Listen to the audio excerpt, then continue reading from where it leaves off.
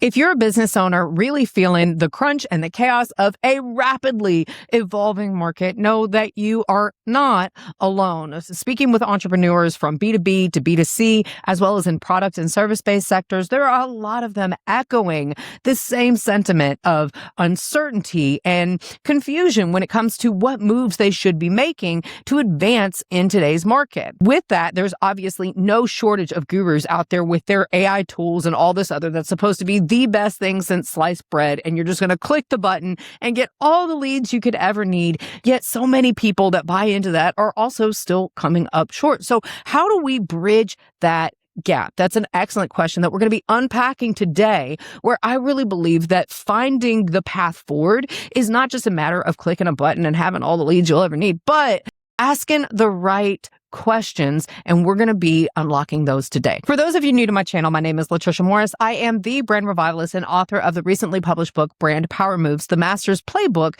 to Making Your Brand Your Unfair Advantage. I absolutely love working with entrepreneurs across a number of different industries to really show up in the market with the clarity and conviction that gets their brand the attention it deserves.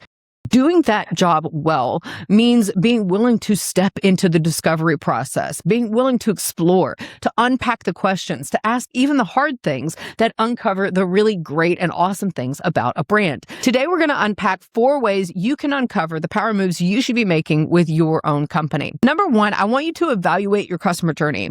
Working with a number of different entrepreneurs, I can tell you it's very easy for a business owner to get fixated on just a couple key components that they see as being the problem and the need that they have right in front of them. That's often, we need more revenue, which means we need more leads. And there kind of isn't a lot of consideration given to the overall picture. There's this tendency to zoom way out when what could happen if you really took the time to zoom in to that customer journey, the different touch points along the way, to see where you might be losing people that could be very good clients and customers, maybe not only today, but for a lifetime, right? So in order to do that, you really want to take into consideration, what does it look like for somebody to go from not knowing you at all to discovering you have your lead generation process, right? To them giving you permission to continue the conversation and them being nurtured along the way. If they were driving down the road, going from where they currently are to that beautiful destination where they give you their yes, what are some of the potholes that they could be getting lost in along the way? Maybe getting sidelined or run off the road. What are the detours? Where are the ramps that they tend to get off at before they've actually reached the full destination? How can you tighten things up or button things up in a way to create a remarkable customer experience that makes saying yes to you one of the best freaking things that they could do? Number 2, I want you to evaluate your value proposition.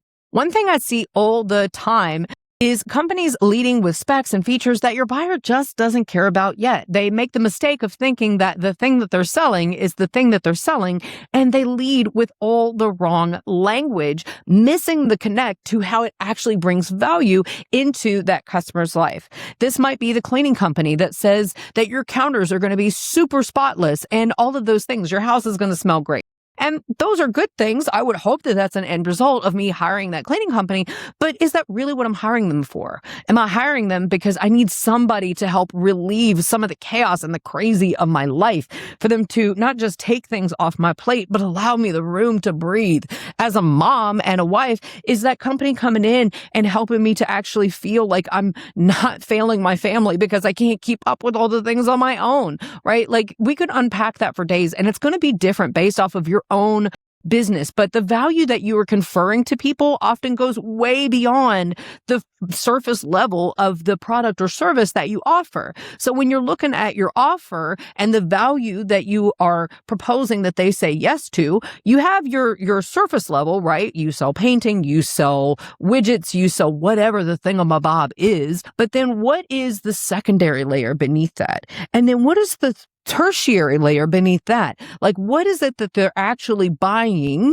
How are you actually helping to affirm them and their identity? And I don't want to get too far into that. If you want to learn more about that, buy the book. Yes, I know that's a shameless plug, but really, like, it is so important to understand that the thing that you're selling often goes way beyond the thing that you think that you're selling. And if you can't clearly communicate that, then there's going to be a disconnect there where you're leaving it up to your buyer to figure that out on their own. And if you leave it up to them to guess, there's a good possibility they're going to guess wrong about you and the amazing thing that you have to offer. So try to minimize that. How can you clearly communicate the amazing value that you're really extending to them in a way that makes it a lot easier for them to make that connection and give you their yes? Number 3, I want you to evaluate your offer stack. Now, when we start talking about offer stacking, it's easy for people to get a little bit cringy or not really track with what I mean. I know for myself, when I originally launched my agency, I had no idea what a proper offer stack was. I think I had some of it kind of baked in without really realizing that I was doing it. But then on the whole, there was so much stuff I was missing.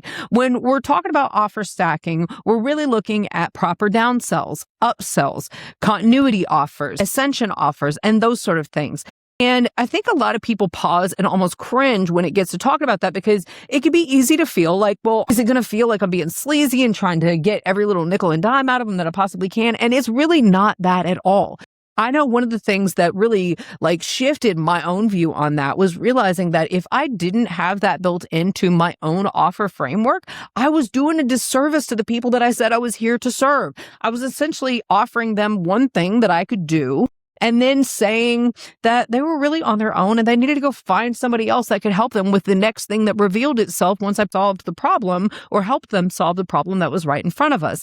And that is a huge loss for both me and my clients, right? It's a huge loss for you and your clients or customers when they come to you for the thing and you do this killer freaking job at helping them to relieve the pain or achieve the desired outcome. And then you have nothing left for them but for them to move on.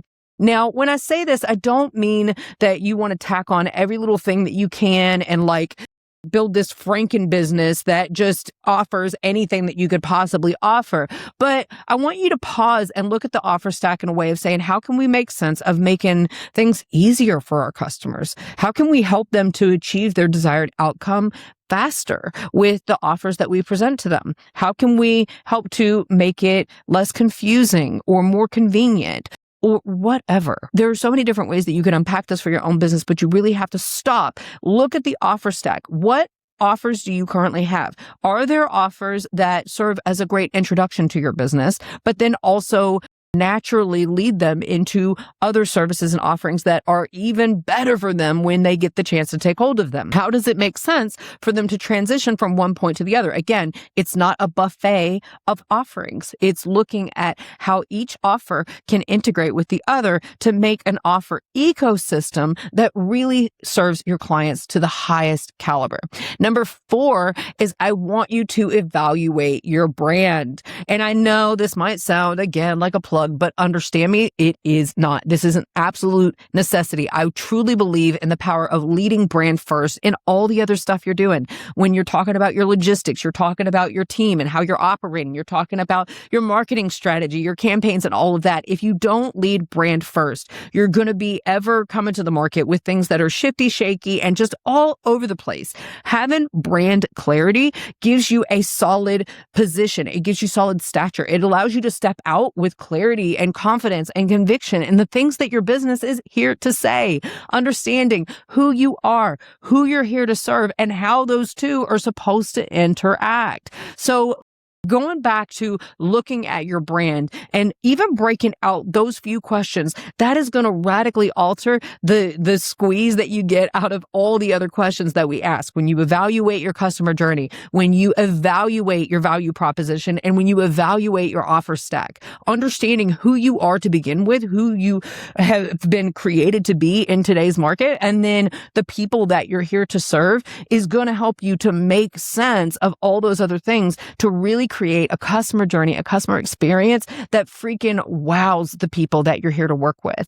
So I'm curious to know, what are some things that you have uncovered as you are even given light consideration in this short time to each of the questions that we posed? How are you going to take that back to your lab and come out with a brand that really speaks succinctly to the people who most need and want what you have to offer? If you're not sure about that and you feel like having another set of eyes on it would really help you to gain the clarity that you need to move forward, this would be a great time for you to shoot me an email at LaTricia@thebrandrevivalist.com. I'll put it in the captions below. You can drop an email to see if there are some ways that I could help you in that conversation, or you can even just grab a copy of the book, Brand Power Moves, The Master's Playbook to Making Your Brand Your Unfair Advantage. You can get it on Amazon, Barnes & Noble, all the major retailers, and you can start to unpack how you can make your own power moves in today's market. Before you go, make sure you do me a favor and hit that subscribe button so you can catch more on building a brand and business you love. Thanks so much. Bye.